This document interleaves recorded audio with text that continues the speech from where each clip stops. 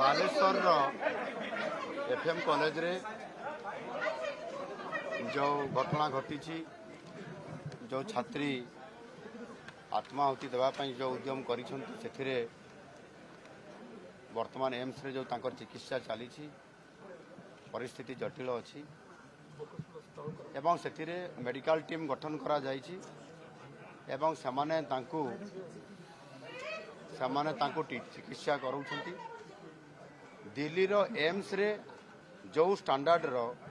चिकित्सा करा जाउछि एक्जाक्टली सही स्टैंडर्ड रो चिकित्सा करा जाउछि एवं निश्चित भाव रे चिकित्सा जहाँ होउछि मु जहाँ डाक्तर टीम सहित आलोचना करली से संपूर्ण भाव रे चिकित्सा ठीक भाव रे करूछंती एवं आज मध्य आगामी 24 घंटा पेशेंट पाई गुरुत्वपूर्ण समय अच्छी एवं से दिल्ली एम्स रो जो टीम अच्छी से एम्स रो टीम सहित मध्य आज एक समाने ऑनलाइन रे वर्चुअल मोड रे मीटिंग करिवे। एम्स रो दिल्ली रो जो माने मुखिया अच्छी तांकर परामर्श नेबे एवं समान दिल्ली रे जो चिकित्सा से चिकित्सा भुवनेश्वर एम्स रे मध्य हबो एवं आगामी दिन में जहाँ पदक्षेप नेबा कथा 24 घंटा भितर सामने नेबे सरकार तरफरु एम्स तरफरु एवं तांकर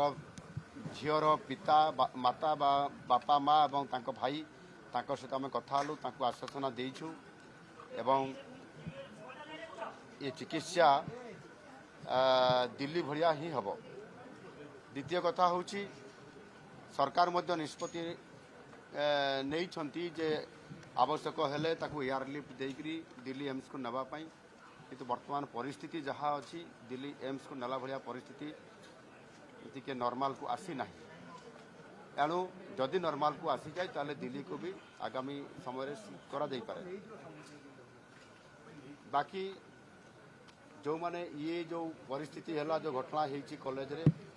परिस्थिति रे जो घटना को लेकरी उच्च शिक्षा विभाग तरफ समस्त प्रकार पदक्षेप निया हेछि एवं जो तदंतकारी टीम गोटे जाइछंती समाने जो रिपोर्ट करिवे से आधार रे मध्य जो माने एथिरे दोषी अछंती बा इन्वॉल्व अछंती समान ऊपर सरकार दृढ़ कार्यानुष्ठान ग्रहण करिवे एवं आगामी दिन रे मध्य प्रत्येक जो कॉलेज मानकरे प्रतिष्ठान मानकरे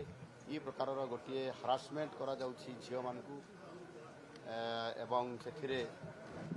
सेक्सुअल हारासमेंट कथा जो परिस्थिति आसी सरकार निश्चित भाव में आगुआ भाव में पदक्षेप नेबे जमती एभली पुनरावृत्ति आगामी दिन में घटना न घटो से आम सरकार